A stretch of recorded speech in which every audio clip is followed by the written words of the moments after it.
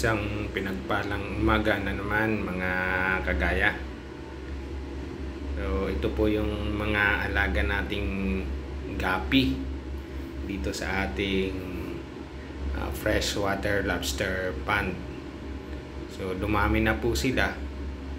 Ang gagawin po natin ngayon ay magbebenta tayo ng ating alagang gapi. Gawa ng fiesta rito sa atin. So pagkakataon to para makapagbenta tayo sa mga bata at i-display natin ito doon sa harap ng ating bahay para makapagbenta tayo ngayon.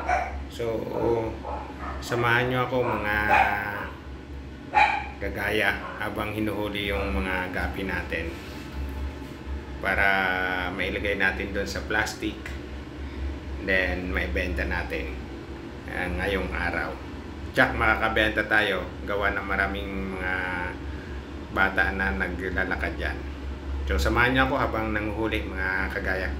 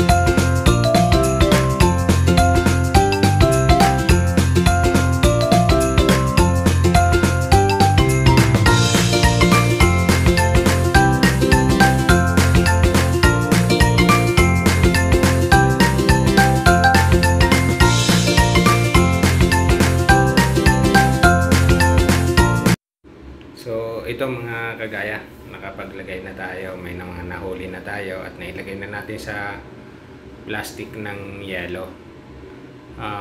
Linagyan pala natin ng ano yan sa loob ng halaman para mayroong oxygen yung ating isda.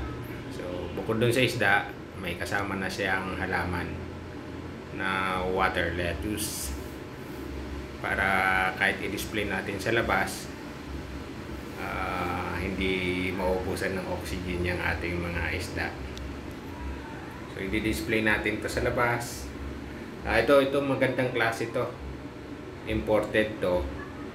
So puro po siya. Hindi ko lang alam kung anong strain kasi nga bigay din lang sa atin yung mga nanay tatay niyan, pinadami lang natin.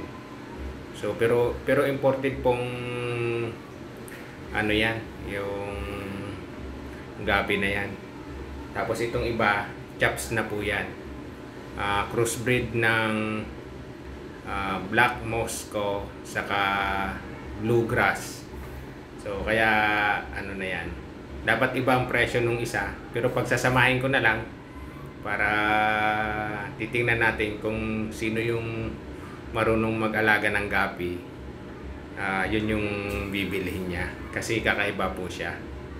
At tingnan natin kung yun nga yung unang mabebenta natin. So dadalhin na natin to doon sa labas, ipepwesto na natin. Ito na ipwesto na natin. So nakaka-attract tingnan to sa mga bata, gawa ng magaganda yung kulay niya. So mamayang gabi, pag umabot tayo ng gabi, lalagyan ko rin ng ilaw yan. May ilaw ako rito na dinidikit lang dyan para maganda tingnan siya. So naglagay na rin tayo ng for sale na guppies para alam nila binibenta natin yan.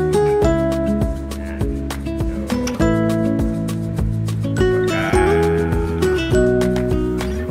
nakita nila, mamaya kasi ang daming mga bata magdadaanan dito sa tabing bahay.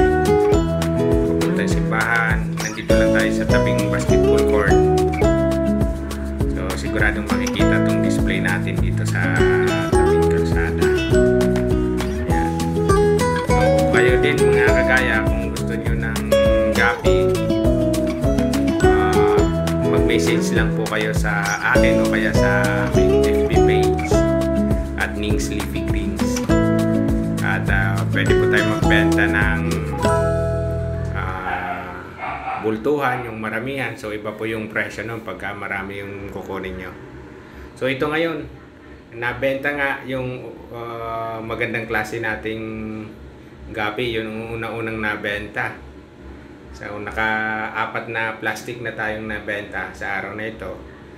Linagyan na natin siya ng ilaw para maganda. At dito sa basketball court may program mamayang gabi.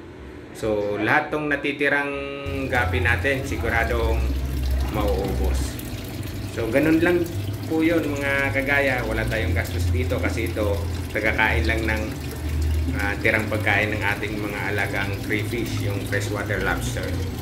So napapakinabangan natin siya, may bebenta pa natin. Kumakain din siya ng mga kitikiti, yung itlog ng lamok.